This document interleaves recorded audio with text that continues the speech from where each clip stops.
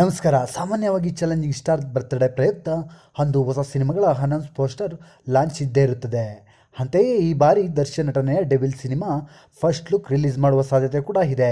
ಈ ಹಿಂದೆ ಪ್ರಕಾಶ್ ವೀರ್ ನಿರ್ದೇಶನದ ಚಾಲೆಂಜಿಂಗ್ ಸ್ಟಾರ್ ದರ್ಶನ್ ನಾಯಕರಾಗಿ ನಟಿಸುತ್ತಿರುವ ಡೆವಿಲ್ ಚಿತ್ರದ ಸ್ಕ್ರಿಪ್ಟ್ ಪೂಜೆ ಸರಳವಾಗಿ ನೆರವೇರಿತ್ತು. ಕಾಟೇರ ಚಿತ್ರದ ರಿಲೀಸ್ ಬಳಿಕವೇ ಡೆವಿಲ್ ಸಿನಿಮಾದ ಪ್ರಚಾರ ಕಾರ್ಯ ಆರಂಭಿಸುತ್ತೇವೆ ಎಂದು, ಅದುವರೆಗೂ ಯಾವುದೇ ಮಾಹಿತಿ ಹೊರಹಾಕುವುದಿಲ್ಲ ಎಂದು ನಿರ್ದೇಶಕ ಪ್ರಕಾಶ್ ವೀರ್ ತಿಳಿಸಿದ್ದರು. ಅಂತೆಯೇ ಇದೀಗ ಕಾಟೇರ ರಿಲೀಸ್ ಆಗಿದ್ದು, ಇದೀಗ ಡೆವಿಲ್ ಚಿತ್ರದ ಫಸ್ಟ್ ಲುಕ್ ರಿಲೀಸ್ ಮಾಡುವ ಸಾಧ್ಯತೆ ಇದೆ ಎನ್ನಲಾಗುತ್ತಿದೆ. ಹೌದು, ಚಾಲೆಂಜಿಂಗ್ ಸ್ಟಾರ್ ದರ್ಶನ್ ಫೆಬ್ರವರಿ 16ರಂದು ತಮ್ಮ ಹುಟ್ಟುಹಬ್ಬವನ್ನು ಆಚರಿಸಿಕೊಳ್ಳುತ್ತಿದ್ದಾರೆ.